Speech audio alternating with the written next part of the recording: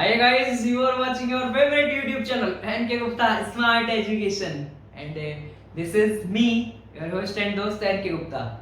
And today we are going to discuss about chapter 2nd, class 12th CBSE, sexual reproduction in flowering plants, and same chapter is here in class 12th RBSC. Chapter name is male and female gametophyte structure and development.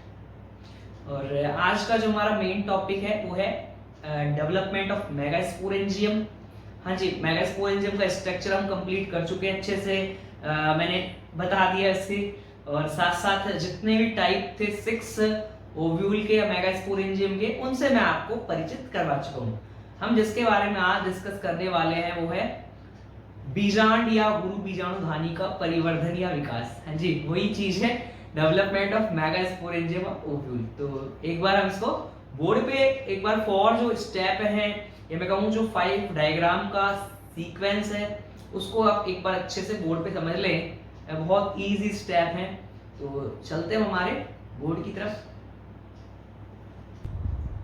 तो जैसा कि आप सभी को बता दिया गया है, जो हमारा मेन टॉपिक है आज का वो है डेवलपमेंट ऑफ मेगास्पोरेंजियम। हाँ जी, जिसे हम ओव्यूल भी कहते हैं। ओव्यूल का हम स्ट्रक्चर स्टडी कर चुके हैं। ओव्यूल के 6 टाइप जो हैं वो अच्छे से मैं आपको बता चुका हूँ।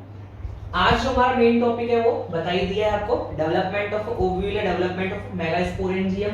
किस तरह से यहाँ अब मेगास्पोर्स बनेंगे वो आपको दिखाई देंगे।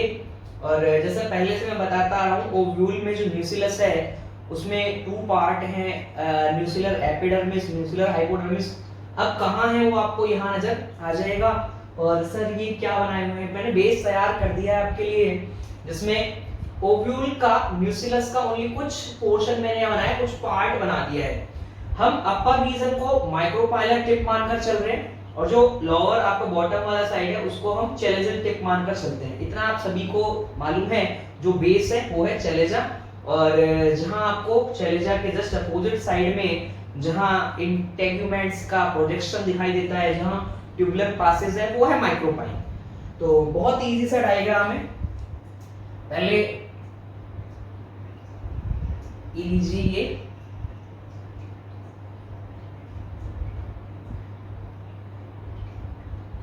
बेस बनाने से क्या है, इजीली जो है ड्रॉ हो जाता है और टाइम भी कम लगता है। ये लीजिए, इसके बाद में एपिडर्मिस की जितनी भी सेल है सब आप जानते हैं, वो हम रेक्टेंगुलर सेल बनाते हैं। तो ये रेक्टेंगुलर सेल जो है, ये लीजिए, ये रेक्टेंगुलर सेल जो है इसके अंदर बनाते हैं। तो ये बन रही है न्यूक्लियर एपिडर्मिस, न्यूक्लियर एपिडर्मिस। ये एज इट इज जो है पूरे के अंदर चलती है, बट हम जैसे मैंने कहा अभी हम यहाँ ओनली इसका ओव्यूल का एक पोर्शन बनाने में लग रहे हैं, एक पार्ट बना रहे हैं। तो इतना सफिशिएंट है। इतना पोर्शन अगर आपको समझ में आ जाता है तो कंप्लीट ओव्यूल किस तरह का आपको दिखाई देगा। जैसे मान लिया जाए कि हम ऑर्थोट्रोपस कुछ इस तरह का आपको दिखाई देता है, ऑर्थोट्रोपस कुछ इस तरह का दिखाई देता है, जिसमें ये फ्यूनिकुलस हो गया, ये चैलेंजर हो गया, ये न्यूक्लियस वाला पोर्शन हो गया, ये माइक्रोपाइल हो गया। हम ओनली इस वाले पार्ट को लेकर यहाँ स्टडी कर रहे हैं। तो चैलेंजर किस साइड है वो आपको दिखाई दे रहा है, और माइक्रोपाइल किस साइड है। तो ओनली इतना जो पार्ट है हम उसकी स्टडी यहाँ करने में लगे हुए हैं। इतने से पोर्शन की स्टडी अगर आप कर लेंगे अच्छे से तो आपको समझ में आ जाएगा किस तरह से कंप्लीट का डेवलपमेंट चलता है। तो इसे तो रब कर देता हूँ, ठीक है। ये लीजिए, मैं आता हूँ वापस अपने इसी जो है फर्स्ट स्टेप की तरफ। किस तरह से क्या चेंज आएगा इस डायग्राम से, इस डायग्राम के बनने में क्या चेंज आएगा, वो है फर्स्ट स्टेप। जैसे आपको दिखाई दे रहा है न्यूक्लियर एपिडर्मिस हमको नजर आ चुकी है जी। बिगनिंग में जो है 2 ही रीजन आपको नजर आएंगे यहाँ, इसमें से मैं फर्स्ट रीजन बना चुका हूँ। अब बहुत छोटी छोटी सेल्स जो है इसके नीचे मिलने वाली है। ये जितनी भी सेल मैं यहाँ ड्रॉ कर रहा हूँ, इन सबको हाइपोडर्मल सेल कहा जाता है, न्यूक्लियर हाइपोडर्मल सेल्स। इसका मतलब ये पूरा जो रीजन है उसे हाइपोडर्मिस कहा जाएगा।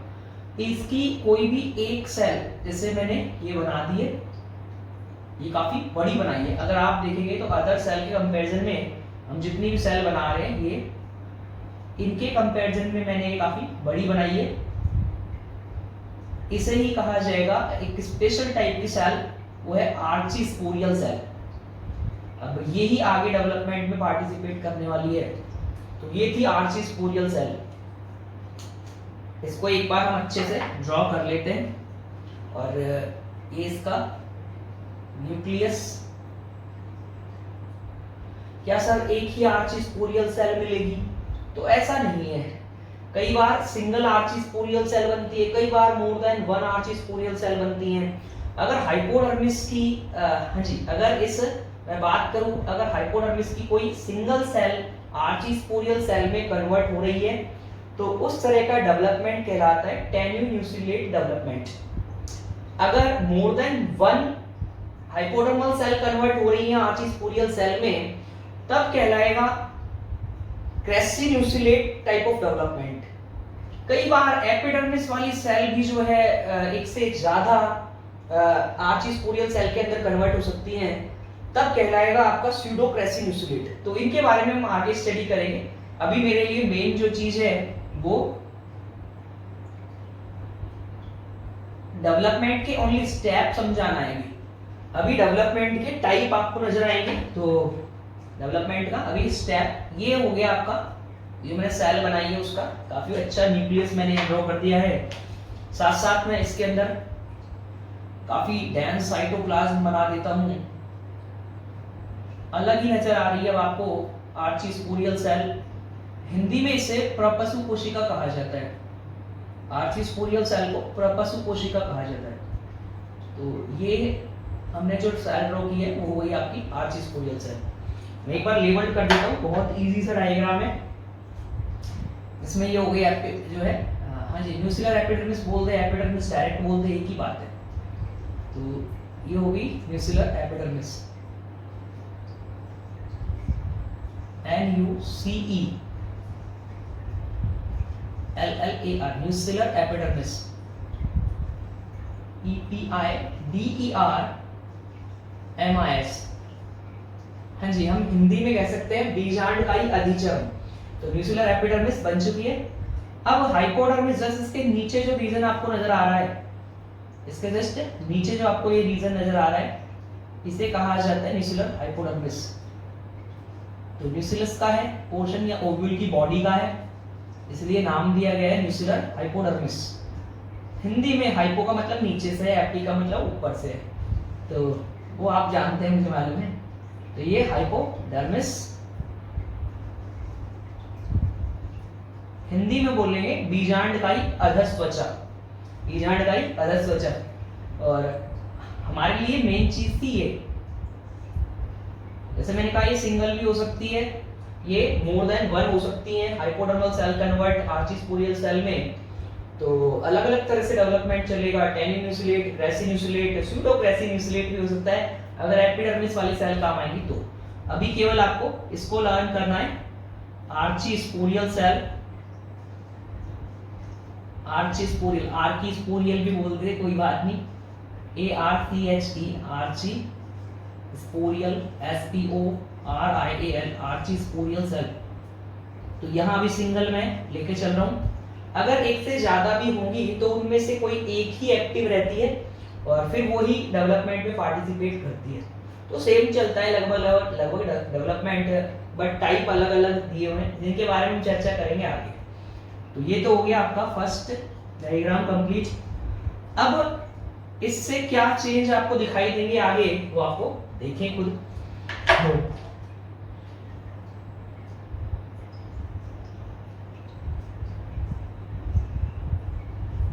ये वही सेम, ये एपिडर्मिस मैंने ड्रॉ कर दिए।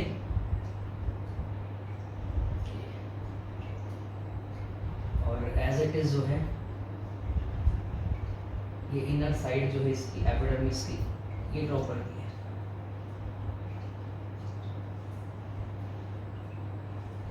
ये लीजिए,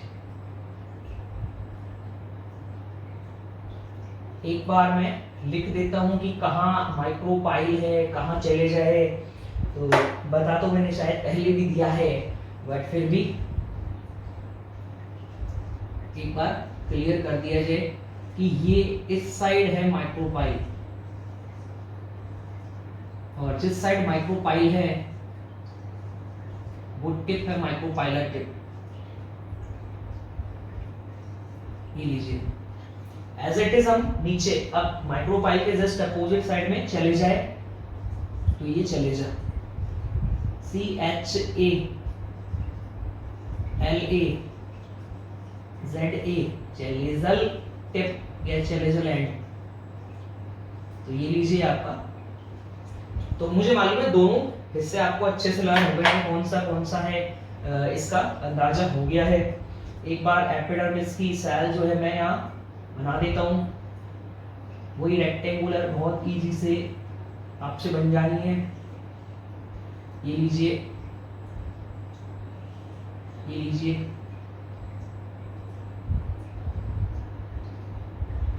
और हाँ जी थोड़ी इनको लंबी बना दें, रेक्टेंगल जैसी बना दें, फ्लैट चपटी। पैरेंकाइमेटस सी हैं, पैरेंकाइमेटस सेल्स हैं जितनी भी बन रही हैं सब। तो मुझे लगता है यहाँ तक बन जाएगा। अब इस आर्चीस्पोरियल सेल में किस तरह से डेवलपमेंट चलेगा या किस तरह से इसमें डिवीजन चलेगा, वो है हमारे लिए मेन चीज। तो हाँ जी, जो फर्स्ट आपको डेवलपमेंट देखने को मिलेगा, ये मैं कहूँ फर्स्ट डिवीजन तो देखने को मिलेगा, ये अभी तक कुछ इस तरह से मान लिया जाए या इस तरह से मान लिया जाए, आर्चीस्पोरियल सेल इस तरह से। अब ये जो डिवाइड होगी वो ऐसे डिवाइड होगी, इस डिवीजन को ट्रांसवर्स की तरह है ना, ट्रांसफर जैसा मान लें। इस डिवीजन को पेरिक्लाइनल डिवीजन कहा जाता है, हिंदी में परिणत विभाजन कहते हैं। और अगर आप हमारे सभी वीडियो सीन कर रहे हैं जितने भी स्टूडेंट हैं, तो इस चीज का उनको पहले से ही ज्ञान है, क्योंकि मैंने इन चीजों के बारे में पहले भी बता दिया है। जब डिवीजन होगा पेरिक्लाइनल तो टू सेल हमको नजर आएंगी, एक तो माइक्रोपाइलर टिप की तरफ बनने वाली है और एक चैलेंजर टिप की तरफ बनने वाली है। तो अभी काफी बड़ी जो सेल थी उसको मैं डिवाइड कर रहा हूं यहाँ। ये लीजिए, ये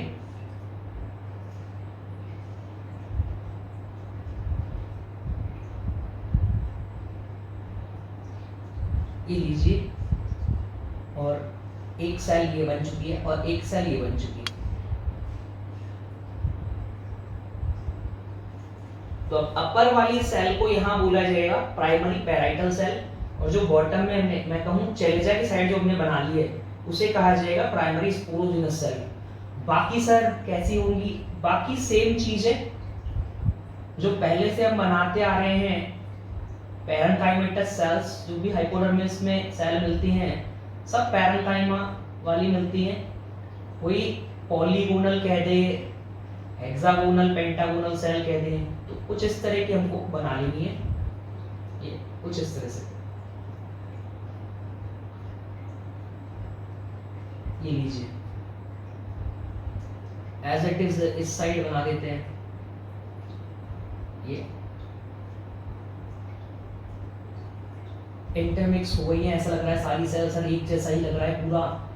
तो थोड़ा पेशेंस।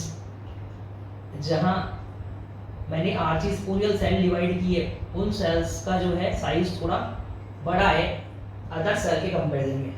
साथ साथ उनका जो न्यूक्लियस है वो मैं ड्रॉ कर देता हूं जिससे बहुत क्लियर आपको समझ में आएगा। सर बाकी अदर हाइपोडर्मल सेल्स के अंदर न्यूक्लियस नहीं है क्या?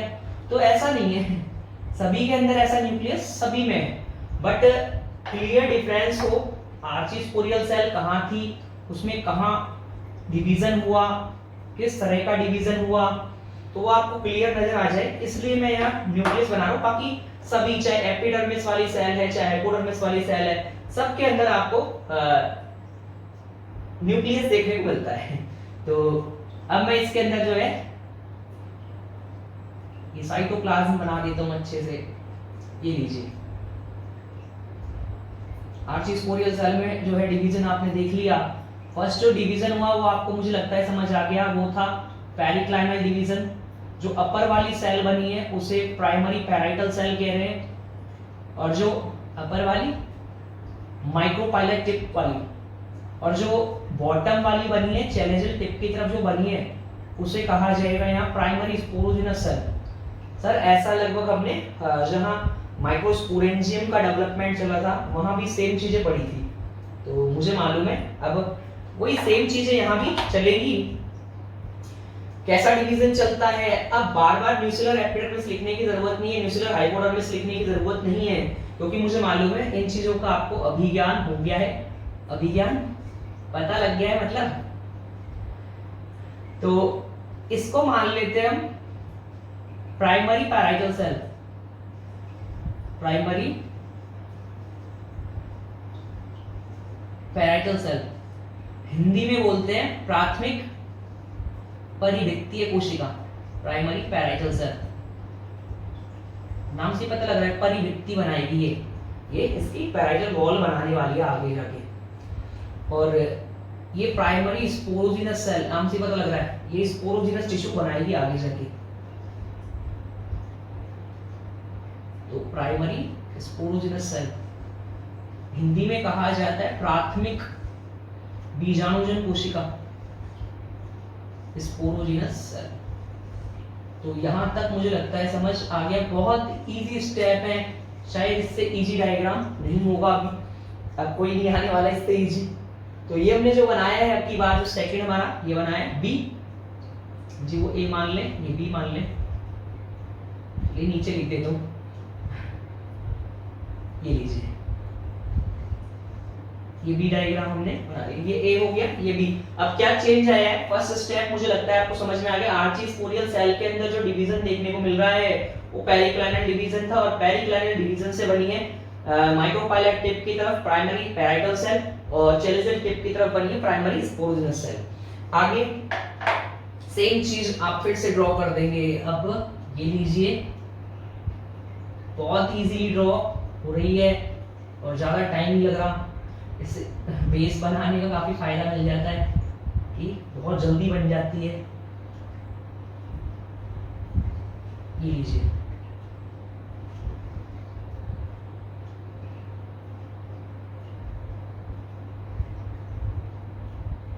ये लीजिए,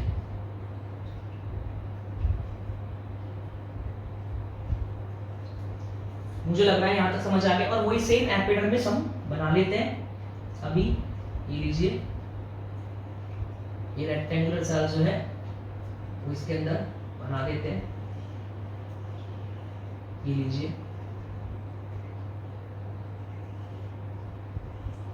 ये लीजिए, और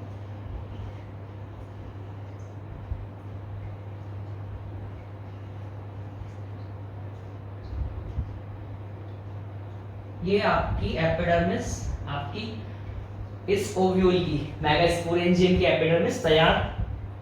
अब प्राइमरी पैराइटल सेल में फिर से डिवीजन चलते हैं। अभी तक पैराइटल जो है, अभी तक जो बनी प्राइमरी पैराइटल सेल और प्राइमरी स्पोरोजिनस सेल वो आर्चीस्पोरियल सेल से बनी थी, जिसके अंदर जो फर्स्ट डिवीजन चला वो पेरिक्लाइनल या परिणत विभाजन था। अब की बार जो प्राइमरी पैराइटल सेल के अंदर जो डिवीजन देखने को मिलेगा वो एंटीक्लाइनल डिवीजन है। अब मुझे मालूम है आपको समझ आ गया है, पहले हमने डिवीजन किया इस तरह से, ट्रांसवर्स डिवीजन कुछ इस तरह से या पेरिक्लाइनल डिवीजन। अब जो चलेगा वो कुछ इस तरह से चलेगा, एंटीक्लाइनल डिवीजन, जिसे लॉन्गिट्यूडनल डिवीजन की तरह आप मान सकते हो, बट लॉन्गिट्यूडनल टर्म नहीं बोलेंगे हम, यहाँ यूज करेंगे एंटीक्लाइनल डिवीजन, एंटीक्लाइनल। तो ये कुछ आपके पास में जो सेल आती है,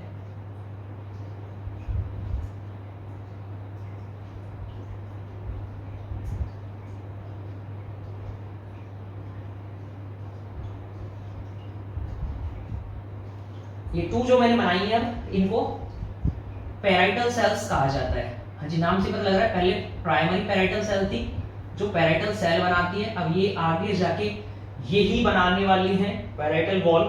इनमें कंटिन्यूअस एंटीक्लाइनल डिवीजन चलेंगे आगे, लेकिन इस समय प्राइमरी स्पोरोजिनस सेल में कोई डिवीजन नहीं होता, लेकिन ये साइज में काफी बड़ी हो जाती है, इसका साइज काफी बड़ा हो जाता है कुछ इस तरह से, ये एनलार्ज हो गई साइज में। अब प्राइमरी स्पोरोजिनस सेल को कहा जा रहा है स्पोरोजिनस सेल। तो मुझे लगता है यहां तक समझ आ गया है, और बाकी जितनी भी सेल हैं हाइपोडर्मल सेल्स, उनको आप इस तरह से ड्रॉ कर दें, ये आपसे इजीली ड्रॉ हो जानी है, इनमें प्रॉब्लम है नहीं। ये लीजिए।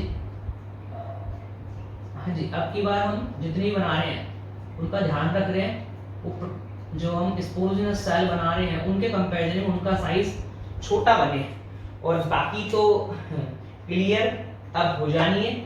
ये मान लिया जाए कि ये पैराइटल सेल एक बन गई, एक पैराइटल सेल एक की बन गई, और जो मेन चीज थी वो थी ये। अब इसका न्यूक्लियस भी मैं काफी बड़ा बना देता हूँ। स्पोरोजिनस सेल जो है ये मैं कहूँ उपापचयी क्रिया की दृष्टि से सक्रिय हो चुकी है, मेटाबॉलिकली एक्टिव हो चुकी है। जो स्पोरोजिनस सेल है वो अब मेटाबॉलिकली एक्टिव मैं यहाँ बना रहा हूँ। अब इसे ही कहा जाएगा आगे जाके मेगास्पोर मदर सेल। इसका मतलब ये मेगास्पोर की मदर है, इससे ही बनने वाले हैं, इसका मतलब अब मेगास्पोर्स। अभी तक हमने जितनी भी सेल बनाई उनमें कहीं भी जो है मियोसिस नहीं चला। जितने भी बार हम डिवीजन किए वो सभी डिवीजन माइटोसिस चलते हैं। लेकिन अब जो मेगास्पोर मदर सेल के अंदर जो फर्स्ट डिवीजन चलेगा वो मियोसिस फर्स्ट और इसके बाद मियोसिस सेकंड। तो मुझे लगता है यहाँ तक समझ आ गया और यहाँ तक इजीली बन जाना है आपसे। मैं इसको एक बार लेबल कर देता हूँ।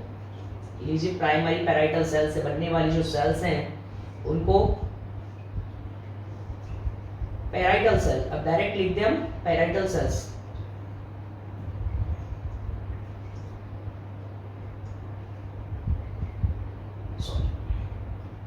तो ये लीजिए, ये parietal cell.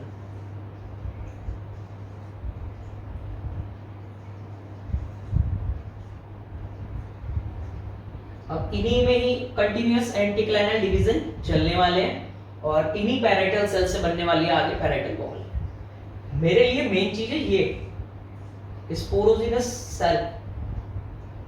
Sporogenous cell size काफी बड़ा दिखाई दे रहा है प्राइमरी स्पोरोजिनस सेल से। साइज जैसे ही उसका बड़ा हुआ इसे कहा जा रहा है स्पोरोजिनस सेल। साथ में मैंने इसका जो न्यूक्लियस है वो मेटाबॉलिकली एक्टिव बनाया है। तो मैं कुछ कह दूं इस तरह से बिहेव लाइक या एक्ट एज, एक्ट कौन कर रहा है? स्पोरोजिनस सेल एक्ट कर रही है। एक्ट एज, एक्स लिख लो कोई नहीं, तो हाँ जी सिंगल है तो एक्ट एज एमएमसी। एमएमसी एक थी पीएमसी पोलन मदर सेल, एक माइक्रोस्पोर मदर सेल या पोलन मदर सेल थी। अब की बार जो बन रही है वो मेगास्पोर मदर सेल है, मेगास्पोर की मदर। तो इसी से बनने वाले हैं आगे मेगास्पोर। तो ये आपका सी स्टेप कंप्लीट, या मैं कहूँ सेकंड स्टेप कंप्लीट। फर्स्ट क्या चेंज आया? 1, ठीक है। सेकंड क्या चेंज आया वो आपको दिखाई दे रहा है। प्राइमरी पैराइटल सेल में एंटीक्लाइनल डिवीजन चले जिससे पैराइटल सेल्स बनती हैं। प्राइमरी स्पोरोजिनस सेल जो है उसमें कोई डिवीजन नहीं होता, वो साइज में बड़ी हो जाती है जिसे स्पोरोजिनस सेल कहा जा रहा है। और स्पोरोजिनस सेल ही एक्ट कर रही है जब मेटाबॉलिकली एक्टिव हो जाएगी मेगास्पोर मदर सेल की तरह। अब मैं आगे बात करता हूँ, बहुत इजी सा, और शायद इससे इजी मैंने बोला कि इससे इजी कोई भी टॉपिक अभी तक आया नहीं है और इजीली आपको समझ आ रहा है मुझे मालूम है। सॉरी, ग्रीन से ही बनाते हैं, ग्रीन लेके चले तो ग्रीन से ही बनाते हैं। ये लीजिए सर, किस डायरेक्शन में बन रहे हैं? तो अब मुझे शायद बताने की जरूरत नहीं है। चलेजा कहाँ है? यहाँ है, और माइक्रोफाइल वहां है। तो माइक्रोफाइल यहाँ है और चलेजा यहाँ है, सेम चीज चल रही है। ये लीजिए, और ये लीजिए, इनर फेस बना देते हैं इसका। ये इनर फेस बना दिया, ये लीजिए। बहुत इजी है एपिडर्मिस, ये लीजिए, ये बन गया रेक्टेंगुलर सेल्स। सेम डायग्राम बार बार रिपीट हो रहा है एक छोटा बच्चा भी होगा वो भी बना लेगा इसको। सर हम भी तो छोटे ही, 12th में आने के बाद छोटे नहीं थे, तो अब हाँ जी छोटे ही हो आप, तो अब आप भी बना लेंगे, ठीक है। अब हम बात करते हैं वापस पैराइटल सेल, ठीक है। पैराइटल सेल में कंटिन्यूअस डिवीजन चल रहे हैं, तो अब मैं इसको आगे और बढ़ा देता हूं। ये लीजिए, ये लीजिए, और डिवीजन चल रहा, ठीक है, एज इट इज और डिवीजन चलते हैं, और ये वॉल तैयार हो जाती है कुछ इस तरह से।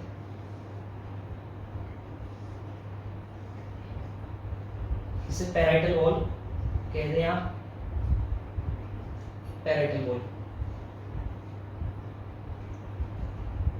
ये लीजिए, अब हमारा मेन चीज है वो स्पोरोजिनस सेल। स्पोरोजिनस सेल जो है उसमें मियोसिस फर्स्ट होगा। मियोसिस का मतलब आप सभी जानते हैं, हाँ जी, अब की बार रिडक्शन डिवीजन चलेंगे, और जो बनने वाली सेल है वो आपके सामने ये बन रही है।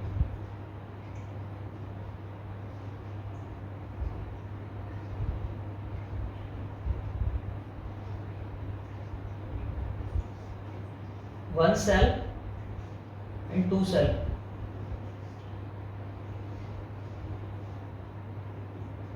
ये लीजिए, इनको जो है अब मैंने जो ड्रॉ की है टू सेल, इनको मेगास्पोर डायड कहते हैं। मेगास्पोर बने, बट अभी आप सभी को मालूम है कि 4 बनते हैं, और 4 में से 3 ही फंक्शनल होंगे, सॉरी 1 फंक्शनल होगा, 3 डिजेनरेट हो जाते हैं। हाँ कोई बात नहीं, तो आप सब जानते हैं कि फेट जो है या फ्यूचर प्रोजेनी का अच्छा हो, सारा नरिशमेंट एक ही बेबी को मिले यहाँ, और एक ही एम्ब्रोसाइक बने। इसका मतलब जनरली एक ही एम्ब्रोसाइक बनता है, एबनॉर्मल केस हो सकते हैं जहाँ एक से ज्यादा आपको एम्ब्रोसाइक बनते हुए दिखाई दे सकते हैं। तो मुझे लगता है यहाँ तक आपसे बन जाएगा, ये इजीली ड्रॉ हो जाएगा। अब कहाँ पे है पैराइटल वॉल, बहुत अच्छे से नजर आ रही होगी, ये जितनी भी हैं ये सब पैराइटल सेल्स। अब जो इनसे एक लेयर बनी है उसे कहा जाएगा पैराइटल वॉल। ये देखिए, मेन चीज हमारे लिए ये 1 और ये 2। अभी तक हम बात करें तो उसके अंदर जो, अगर हम यहाँ मान के चलते हैं हमारे पास में 2n कंडीशन है, मैं एक बार लिख देता हूँ, ठीक है, जैसे मैंने वहां लिख दी है, पैराइटल सेल भी 2n कंडीशन में है, और स्पोरोजिनस सेल जो है जो एक्ट कर रही है मेगास्पोर मदर सेल की तरह, वो भी 2n है। तो हम ये मान के चले, यहाँ अगर मान 4 क्रोमोसोम मान के चले आप स्टार्टिंग में, तो अभी यहाँ जो है वो 2 इसके अंदर चले गए, 2 इसमें चले गए, हाँ जी। रिडक्शन डिवीजन का मतलब ये है, और दोनों क्रोमोसोम्स के अंदर अपने अभी सिस्टर क्रोमेटिड्स मौजूद हैं, यानी कि दो सिस्टर क्रोमेटिड एक क्रोमोसोम के अंदर मौजूद है। आगे जो डिवाइड हो जाने वाले हैं और सिंगल सिस्टर क्रोमेटिड जो है वो बढ़ जाएंगे आगे, वो आप सब जानते हैं, ठीक है। 11 तक ऐसी चीजें आप पढ़ के आ जाते हैं, उसमें मुझे मालूम है आपको प्रॉब्लम है नहीं। तो ये आपका एक मेगास्पोर बना दिया, ये एक मेगास्पोर बना दिया, ये लीजिए, ये 2 मेगास्पोर हमने ड्रॉ कर दिए। इसको मेगास्पोर डायड कहा जाएगा, मेगास्पोर डायड। मैं लिख देता हूं एक बार, ये तो हो गई पैराइटल वॉल, ये हो गई आपकी पैराइटल वॉल, आपकी इस मेगास्पोर एंजियम या ओव्यूल की, PARIETAL, पैराइटल वॉल।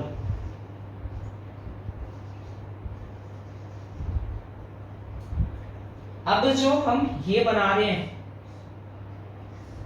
अभी तक हम 2n कंडीशन लेके चल रहे थे, लेकिन मियोसिस फर्स्ट यहाँ कंप्लीट हो चुका है और रिडक्शन डिवीजन हो चुका है। इसका मतलब अब जो मेगास्पोर डायड बनेगा उसके जितनी भी सेल है उनमें जो क्रोमोसोम है उनका नंबर हाफ हो चुका है। तो ये मेगास्पोर डायड DYAD किस तरह के हैं, ये हैप्लॉइड है कंडीशन में, और हमारे पास जो है वो 20 जो है डायग्राम बन चुका है, या मैं कहूँ थर्ड जो है हमारा स्टेप कंप्लीट, 1 यहाँ पे कंप्लीट हो गया, 2 यहाँ कंप्लीट हो गया, और इससे लेकर यहाँ तक क्या चेंज हुआ इसमें, पैराइटल सेल के अंदर कंटीन्यूअस एंटीक्लाइनर डिवीजन चले, पैराइटल वॉल बन गई, स्पोरोजिनस सेल या मैं कहूँ अब मेगास्पोर मदर सेल में फर्स्ट टाइम हो चुका है मियोसिस, जिससे जो है मेगास्पोर डायड हमारे पास आ चुके हैं। लास्ट स्टेप है, बहुत इजी सा स्टेप है सर जानते हैं हम, अब की बार मियोसिस सेकंड हो जाएगा। हाँ जी, तो मियोसिस सेकंड हो जाएगा, ये लीजिए, ये बन जाएगा आपसे इजीली। और थोड़ा सा नीचे बना देते, कोई बात नहीं, लीजिए।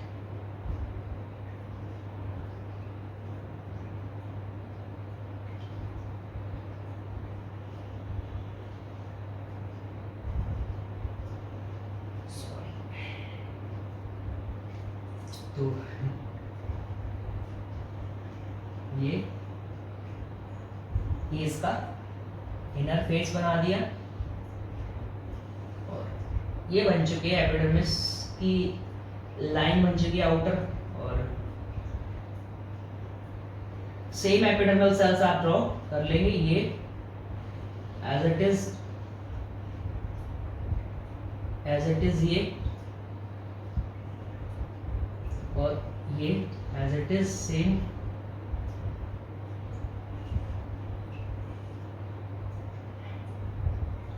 तो मुझे लगता है यहाँ तक इजीली बन जाएगा आपसे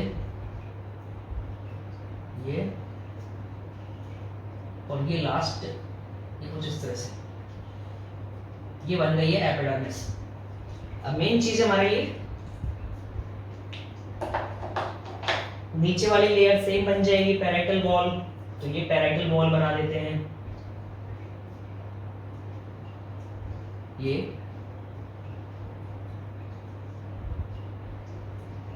पैराइटल वॉल, ये कंप्लीट, इस साइड की कंप्लीट, और ये इस साइड की कंप्लीट।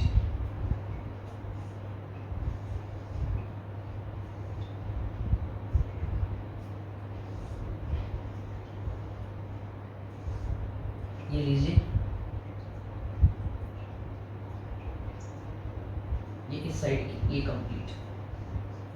तो एज इट इज मैंने जिस तरह से यहाँ बनाई थी लगभग वहाँ भी कुछ इस तरह की बना दी है, और ये इसके ये न्यूक्लियस ये ड्रॉ कर दिए हैं, ये पैराइटल वॉल हमारी कंप्लीट।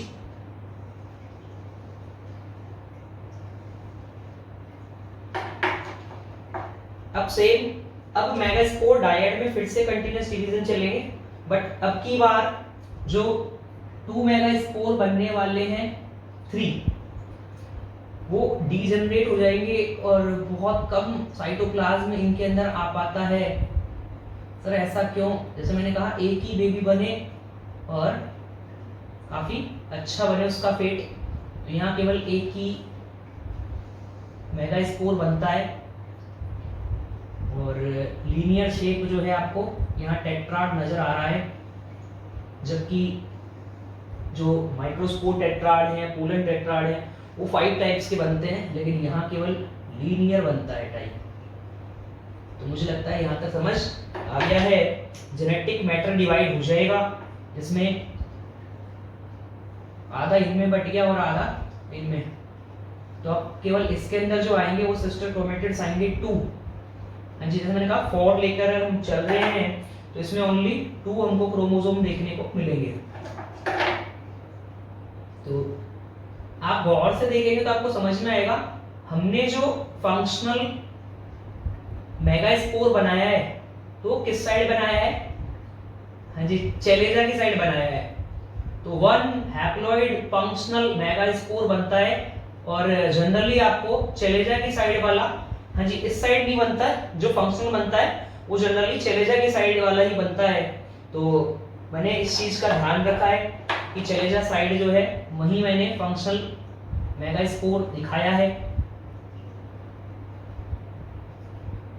क्या सर एबनॉर्मल कंडीशन में कहीं और का, या कहूँ माइक्रोपाइलर टिप वाला हो सकता है क्या, फंक्शनल हो सकता है, ठीक है, बट जनरल कंडीशन के अंदर आपको चैलेंजल मेगास्पोर ही फंक्शनल देखने को मिलेगा।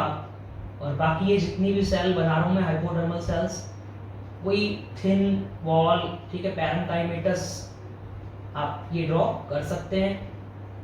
लग रहा है टाइम, बच रहा है तो कर लें, लग रहा है टाइम नहीं है तो जैसे हम पहले से करते आ रहे हैं डॉट मार्क कर दें, बहुत इजी हो जाएगा, वो डॉट कर दें आप।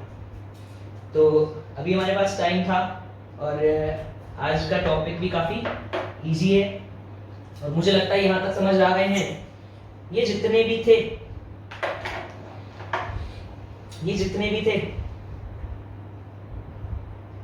इन सबका कोई काम नहीं है, ये कुछ टाइम बाद डीजनरेट हो जाने हैं। कौन से वाले? जो 3 है,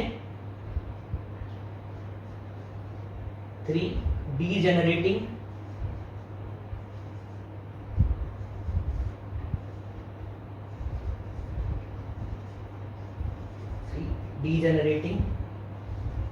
डीजनरेट हो रहे हैं मेगास्पोर्स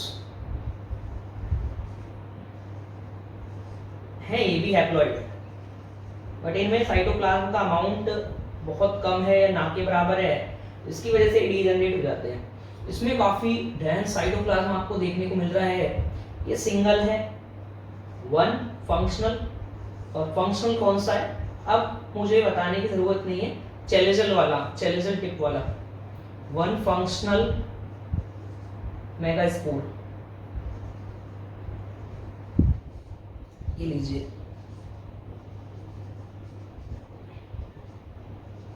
ये लीजिए सर, किस तरह का दिखाई दे रहा है टेट्राड। तो वो आप देखें एक लाइन में आपको नजर आ रहे हैं चारों के चारों, तो मैं कुछ इस तरह से कहूँ लीनियर मेगास्पोर टेट्राड है। कैसा है? Linear megaspore tetrad.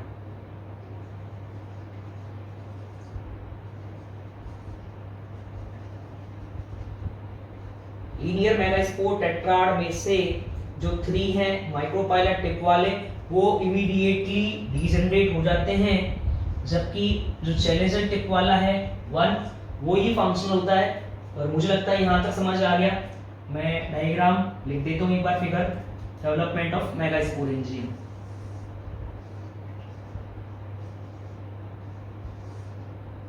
Development of megaspore enzyme, तो ये लीजिए।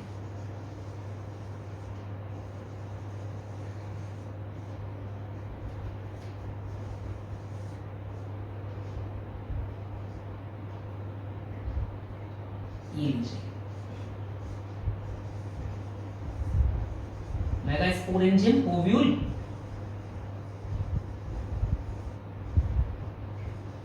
तो ये हमारा टॉपिक कंप्लीट। तो मुझे लगता है जो डायग्राम था बहुत इजी सा डायग्राम, 5 जो सीक्वेंस बनाए हमने वो आपको अच्छे से समझ आ गए हैं। 4 स्टेप देखने से पहले जो हमने क्या बनाया है, क्या स्ट्रक्चर ड्रॉ किया है, वो एक बार आप सब सीन कर ले और इस डायग्राम को अपने माइंड में फीड कर ले अच्छे से। जितने जो हमने डायग्राम के सीक्वेंस बनाए उनको देख ले अच्छे से। 4 स्टेप आपको इसके अंदर दिखने वाले हैं। अब तो मैं 4 स्टेप की तरफ मूव करता हूं,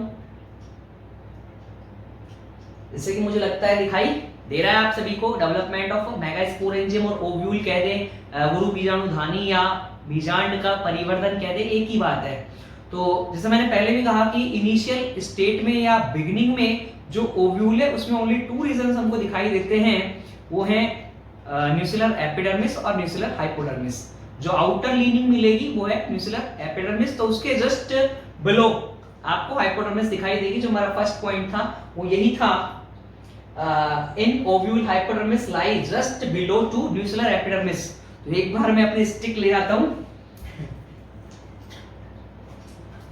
हाँ जी, तो इससे क्या है फिंगर आ जाती है बीच में, आपको दिखाई नहीं देता मुझे मालूम है।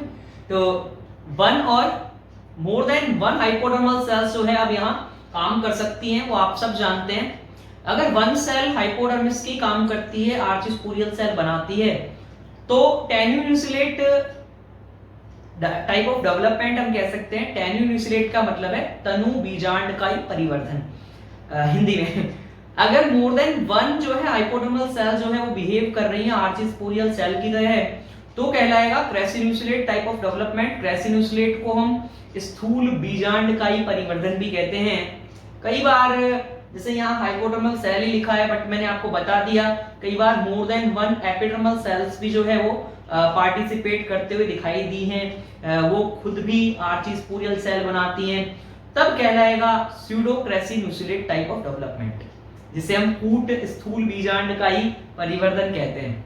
तो अभी यहाँ बस इतना सा समझ लें, अभी हम यहाँ टाइप नहीं कर रहे किस तरह से डेवलपमेंट चलता है, हम अभी इन चीज की स्टडी यहाँ कर रहे हैं।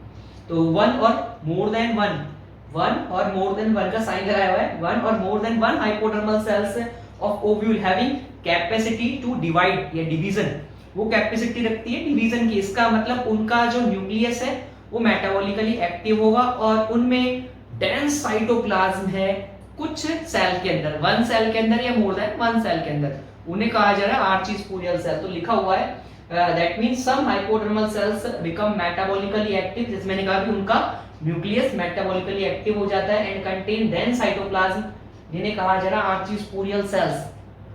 तो हम एक की यहाँ स्टडी करेंगे। हाँ जी, अगर मोर देन वन भी आर्चिस्पोरियल सेल बनती हैं तो उनमें से कोई एक ही एक्टिव होकर बनाएगी एमएमसी। तो लिखा हुआ है आगे archesporial cell is divided by periclinal division. हाँ जी, अब की बार कोई सेम चीज चलेगी, ट्रांसफर डिवीजन की तरह चलता है।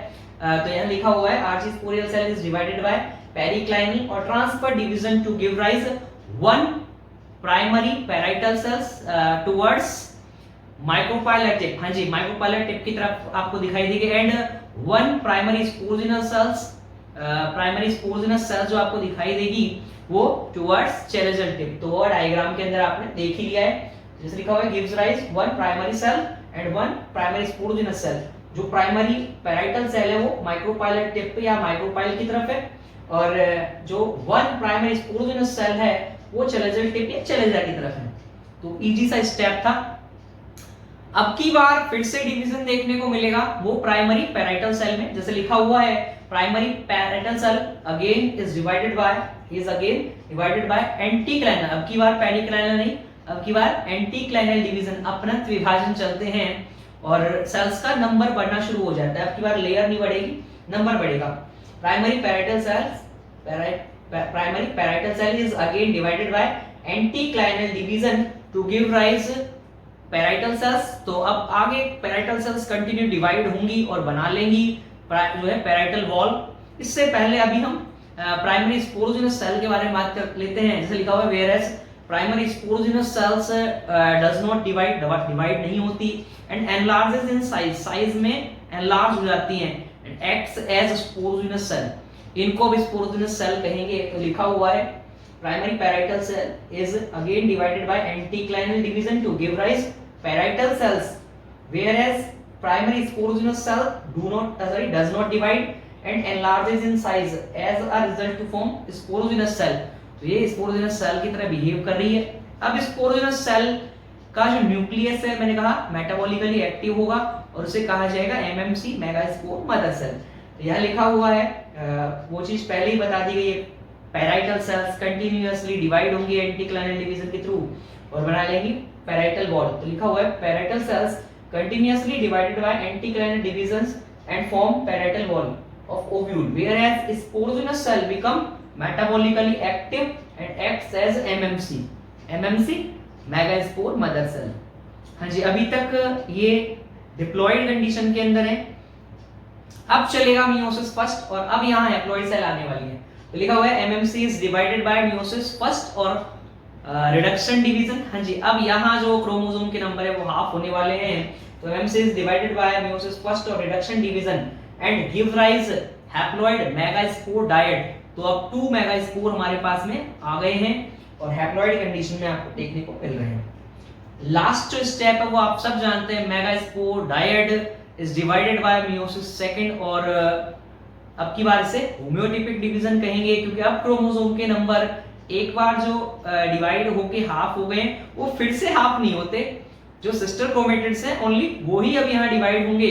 तो यहाँ लिखा हुआ है homeotypic division, megaspore dyad is divided by homeotypic division और meiosis second and gives rise linear megaspore tetrad. तो यहाँ ओनली सिंगल टाइप का टेट्राड आपको देखने को मिलेगा, जबकि आपने पोलन टेट्राड या माइक्रोस्पोर टेट्राड 5 टाइप के किए। मैं एक बार रिमाइंड करा देता हूँ उनको आपको, जिसमें टेट्राहेड्रल, आइसोबाइलेट्रल और डिकसेट, इसके बाद लीनियर और टी शेप। यहाँ ओनली लीनियर मिलता है।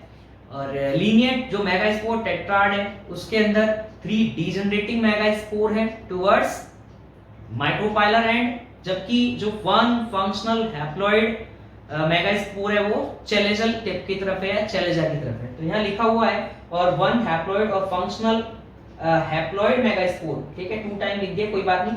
1 haploid functional megaspore at chalazal tip and 3 degenerating megaspore at micropylar tip. मुझे लगता है यहाँ तक समझ में आ गया और ये डायग्राम हम बना चुके हैं और मुझे लगता है ये अच्छे से समझ में आ गया है। एक छोटी सी डेफिनेशन मेगास्पोरोजेनेसिस की वो यही लर्न कर लें। MMC is divided by meiosis and gives rise linear megaspore tetrad or 1 haploid and functional megaspore towards chelazal tip, whereas 3 degenerating megaspores toward, हाँ जी, किसके साइड बनने वाला है, माइक्रोपाइलर टिप। तो मुझे लगता है ये स्टेप्स आपको अच्छे से लर्न हो गए हैं। एक बार फिर भी आप रीड कर ले। MMC और megaspore mother cell gives rise linear shape megaspore tetrad और 1 haploid and functional megaspore किस साइड, चेलेजा की साइड, एंड 3 डीजनरेटिंग मेगास्पोर किस साइड, माइक्रोस्पोर जो वही माइक्रोपाइलर टिप की तरफ बाय मेयोटिक डिवीजन या मेयोसिस। तो यहाँ आपका ये एक छोटा सा टॉपिक को कंप्लीट मुझे लगता है अच्छे से समझ आ गया है। आज के लिए मैं आप सभी से अलविदा लेता हूँ। Thank you so much.